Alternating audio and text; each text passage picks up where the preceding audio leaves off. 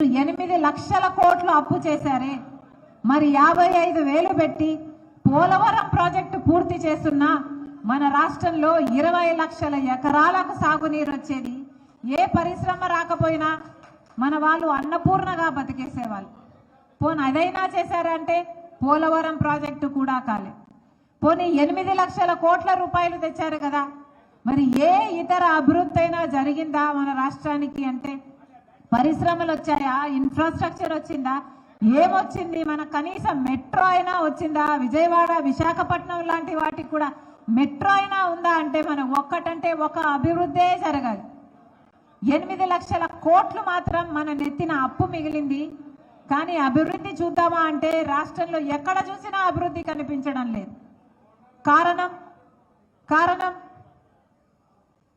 BJP పార్టీతో వైసీపీకి కానీ టీడీపీకి కానీ ఉన్న పొత్తుల వల్ల వారికి బానిసలుగా తయారయ్యి వాళ్ళు చెప్పిందల్లా చేస్తున్నారు తప్పితే రాష్ట్ర అభివృద్ధి చేయాలి అన్న ఇంగితం లేకపోయింది తెలుగుదేశం పార్టీకైనా అటు వైసీపీ పార్టీకైనా. మన రాష్ట్రం విడిపోయే నాటికి కాంగ్రెస్ పార్టీ స్పెషల్ స్టేటస్ 5 సంవత్సరాలు ఇస్తామంటే లేదు, బీజేపీ పార్టీ అయితే 10 సంవత్సరాలు ఇస్తుంది అన్నారు. బీజేపీ పార్టీ 10 సంవత్సరాలు ఇస్తుంది అని అదే నినాదంతో ఎలక్షన్లకు కూడా పోయారు. ఆ రోజు చంద్రబాబు గారు చెప్పిన మాట 10 సంవత్సరాలు ప్రత్యేక హోదా సరిపోదు, 15 సంవత్సరాలు ఇవ్వాలి అన్నాడు. ప్రత్యేక హోదా కోసమే బీజేపీతో పొత్తు పెట్టుకుంటున్నాను అన్నాడు. ఆఖరికి పొత్తు పెట్టుకున్నాడు, వాళ్ళు ఇచ్చిన మంత్రి పదవులు అన్ని తీసుకున్నాడు. కానీ ప్రత్యేక హోదా తెచ్చాడా అంటే పొత్తు పెట్టుకొని ప్రత్యేక హోదా తేలేదు. కానీ మంత్రి పదవులు అనుభవించారు, బీజేపీతో దోస్తీ కొనసాగించారు, బీజేపీకి బానిసలుగా పనిచేశారు. ఆఖరికి ప్రత్యేక హోదా గురించి ఎవరైనా మాట్లాడితే వాళ్ళ మీద కేసులు పెట్టాడు చంద్రబాబు గారు, వాళ్ళని జైల్లో కూడా పెట్టాడు చంద్రబాబు గారు. అది ఆ పాత 5 సంవత్సరాలు. ఆ రోజుల్లో జగనన్న గారు ప్రతిపక్ష నాయకుడిగా ఉన్నాడు. ఆ రోజుల్లో ప్రతిపక్ష నాయకుడిగా జగనన్న గారు ప్రతిరోజు మాట్లాడాడు ప్రత్యేక హోదా గురించి, ప్రతిరోజు రాగం తీశారు ప్రత్యేక హోదా గురించి, నిరాహార దీక్షలు కూడా చేశాడు జగనన్న గారు ప్రత్యేక హోదా గురించి. ఇంకొక మాట కూడా అన్నారు, మూకుమ్మడిగా అందరూ ఎంపీలను రాజీనామా చేద్దాం, ఎంపీలందరూ రాజీనామాలు చేస్తే ప్రత్యేక హోదా ఎందుకు రాదో చూద్దాము అని టీడీపీ పార్టీని సవాలు చేసిన మహానాయకుడు, మహా ప్రతిపక్ష నాయకుడు జగనన్న గారు. మరి ఏమైంది? కోసం రాష్ట్ర ప్రజలను ప్రత్యేక హోదాను తాకట్టు పెట్టారు. పోనీ కోసం రాష్ట్ర ప్రజలను ప్రత్యేక హోదాను తాకట్టు పెట్టారు. పోనీ పోలవరం ప్రాజెక్టు కోసం ఈ ఇద్దరు నాయకులలో ఎవరైనా ఏదైనా చేశాడా అంటే పోలవరం ప్రాజెక్టు రాజశేఖర రెడ్డి గారి డ్రీమ్ ప్రాజెక్ట్. పోలవరం ప్రాజెక్టు 20 లక్షల ఎకరాలకు నీళ్ళిచ్చే ప్రాజెక్ట్. పోలవరం ప్రాజెక్టు పూర్తి చేసుకుంటే గారు ముఖ్యమంత్రి 5 సంవత్సరాలు అయింది. పోలవరం ప్రాజెక్టు ఆయనన్నా తెచ్చుకున్నాడా? 90% నిధులు ఇవ్వాలి మనకు పోలవరం ప్రాజెక్టు కేంద్ర ప్రభుత్వం. ఎందుకంటే ఆ రోజు జాతీయ హోదా ఇస్తామన్నారు.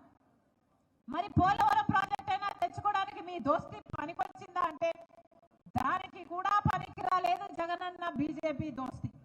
మరి దేనికి పనికొచ్చినట్టు? బీజేపీ మనకు ఏమి సాధించిందని, ఏమిచ్చిందని బీజేపీతో దోస్తీ చేస్తున్నారు? పోనీ బీజేపీ పార్టీ మనకు రాజధాని ఇచ్చిందా? మనకు బ్రహ్మాండమైన రాజధాని అయినా ఉంటే, హైదరాబాద్ను తలపించేంత రాజధాని అన్నా ఉంటే సరేలే, పోనీ అదైనా ఇచ్చింది అనుకోవచ్చు. చంద్రబాబు గారేమో అమరావతి రాజధాని అన్నాడు, ఆయనేమో సింగపూర్ను చేస్తానని 3D గ్రాఫిక్స్ సినిమా చూపించాడు చంద్రబాబు గారు.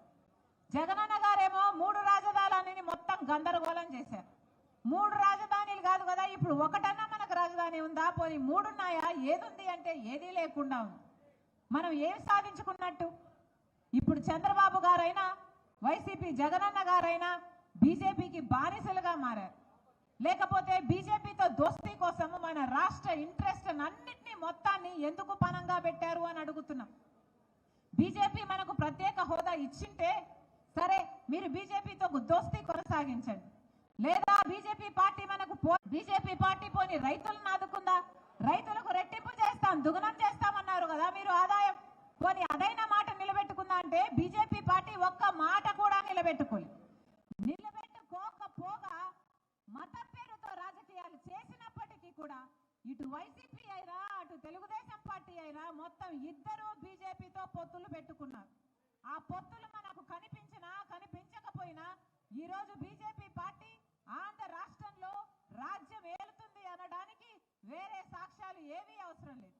ఈ రోజు బీజేపీ పార్టీకి మన ఆంధ్ర రాష్ట్రంలో ఒక ఎమ్మెల్యే గెలుచుకోలేదు, ఒక ఎంపీ గెలుచుకోలేదు. అయినా కూడా ఆంధ్ర రాష్ట్రం మొత్తం కైవసం అయిపోయింది బీజేపీకి, మనం టీడీపీ వల్ల, మన వైసీపీ నాయకుల వల్ల. ఎందుకు అని అడుగుతున్నా. అటు జగనన్న ఇటు చంద్రబాబు గారు బీజేపీ పార్టీకి బానిసలే కాకుండా రాష్ట్ర ప్రజలను కూడా ఈరోజు బీజేపీ పార్టీకి బానిసలు చేసే ప్రయత్నాలు చేస్తున్నారు. మనకు ఒక్క న్యాయం చేయకుండా, ప్రత్యేక హోదా ఇవ్వకుండా, పోలవరం ఇవ్వకుండా, రాజధాని ఇవ్వకుండా, మనకు ఒక్క మేలు కూడా చేయకుండా బీజేపీ పార్టీకి ఎందుకు అమ్ముడు పోయారు వీళ్ళు అని అడుగుతున్నా. ఎందుకు బానిసలుగా మారారు అని అడుగుతున్నా. ఇంతమంది యువత ఉన్నారు ఈ రోజు ఇక్కడ. ఇంతమంది యువతకు ఆ రోజు రాజశేఖర రెడ్డి గారు ముఖ్యమంత్రిగా ఉన్నప్పుడు రాజశేఖర రెడ్డి గారు చెప్పిన మాట, ఆయన డైలాగ్, ఆయన చెప్పినట్టే చెప్తా. మీరు డాక్టర్ అవ్వండి, మీరు ఇంజనీర్ అవ్వండి, మీరు ఎంబీఏ చదవండి, మీరు ఎంసీఏ చేయండి, మీరు ఏది కావాలంటే అది చదవండి, ప్రభుత్వమే ఉచితంగా చదివిస్తుంది అన్నాడు రాజశేఖర రెడ్డి గారు. పోనీ ఆ ఫీజు రీయింబర్స్మెంట్ ఉందా? లేదు. ఇప్పుడు ఫీజు రీయింబర్స్మెంట్ లేదు. కష్టపడి బిడ్డలే ఏదైనా చదువుకుంటే పోనీ వాళ్ళకైనా ఉద్యోగాలు వస్తున్నాయా అంటే ఈరోజు మన రాష్ట్రంలో 19 లక్షల మంది బిడ్డలు, చదువుకున్న బిడ్డలు ఉద్యోగాలు లేకుండానే తిరుగుతున్నారు. యువత మొత్తం వలసపోతుంది. చిన్న చిన్న ఉద్యోగాలు చేసుకోవడానికి పక్క రాష్ట్రాలకో పక్క ఊర్లకో పోతుంది. ఆఖరికి మన రాష్ట్రం అసలు యువత లేని రాష్ట్రంగా మిగిలిపోతుంది. ఎందుకంటే యువతకు ఇక్కడ ఉద్యోగ అవకాశాలు లేవు కాబట్టి. పట్టుమని 10 కొత్త పెద్ద పరిశ్రమలు వచ్చినా మన బిడ్డలకు ఉద్యోగాలు వచ్చును, అది కూడా రాలేదు. మరి యువత ఏం చూసుకొని బ్రతకాలి ఇక్కడ? అందుకే చెప్తున్నాం, ఇవన్నీ పరిస్థితులు మారాలి. రాజశేఖర రెడ్డి గారు ఉన్నప్పుడు రైతులకు రుణమాఫీ అయింది. రాజశేఖర రెడ్డి గారు ఉన్నప్పుడు రైతులకి పెద్ద పీట వేశాడు. వ్యవసాయము పండగ అయింది. ఇప్పుడు ఉందా పరిస్థితి? ఇప్పుడైతే అసలు అప్పు లేని రైతు లేడమ్మా అంటున్నారు నాతో. అసలు వ్యవసాయం దండగా అని, అసలు వ్యవసాయం పంటలు వేసుకోవడం కూడా చాలా చోట్ల మానేసామంటున్నారు. రాజశేఖర రెడ్డి గారు జలయజ్ఞంలో పెద్దపీట వేసి ఎన్నో ప్రాజెక్టులు ఆయన అంత కోరికగా అన్ని నీళ్లు అంత ఆయకట్టును పెంచితే కనీసం తర్వాత వచ్చిన చంద్రబాబు గారైనా ఇప్పుడున్న జగనన్న గారైనా కనీసం ఆ ప్రాజెక్టులు మెయింటెనెన్స్ కూడా చేయడం లేదు. ఈరోజు పొద్దున వెళ్ళాం ఒక ప్రాజెక్టుకి, ఆ ప్రాజెక్టుకి కనీసం సంవత్సరానికి 2 కోట్లు, ఇంకో సంవత్సరం 4 కోట్లు పెడితే పూర్తి మరమ్మతులు అయిపోయి, కానీ అవేమీ చేయకపోతే ఆ గేట్లు ఇరిగిపోయి ఆ గేట్లు ఆ నీళ్లలో తేలుకుంటూ పోతుంది. అది ఈనాటి పరిస్థితి. మరి ఎవరిని ఉద్ధరించినట్టు? ప్రత్యేక హోదా వచ్చుంటే మన రాష్ట్రం ఎక్కడో ఉండేది. ఇప్పుడు ఎన్నికలు వచ్చాయి. ఇప్పుడు కూడా మనకు ప్రత్యేక హోదా ముఖ్యం కాకపోతే ఇంకొక 5 ఏళ్ళు మళ్ళీ మన రాష్ట్రం ఇలాగే ఇబ్బందులు పడాల్సి ఉంటుంది. అందుకే చెప్తున్నా, ఇప్పుడు గనక మనం మేలుకోకపోతే, ఇప్పుడు గనక మనం పని చేయకపోతే, ఇప్పుడు మళ్ళీ మన జీవితాలను, మన తల రాతలను మార్చే విధంగా మనం నిర్ణయాలు తీసుకోకపోతే చరిత్రహీనులుగా మిగిలిపోతాం. అందుకే చెప్తున్నా, అందరము ఒక నిర్ణయం తీసుకోవాల్సిన అవసరం ఉంది. ఈరోజు రాజశేఖర రెడ్డి బిడ్డ ఆంధ్రప్రదేశ్ లో రాజకీయాలు చేస్తుంది అంటే ఎందుకు చేస్తుంది? ఎందుకంటే ఇది నా పుట్టిల్లు కాబట్టి. ఎందుకంటే ఇక్కడ రాజశేఖర రెడ్డి గారి బిడ్డగా నాకు ఒక బాధ్యత ఉంది, ఒక భారం ఉంది కాబట్టి.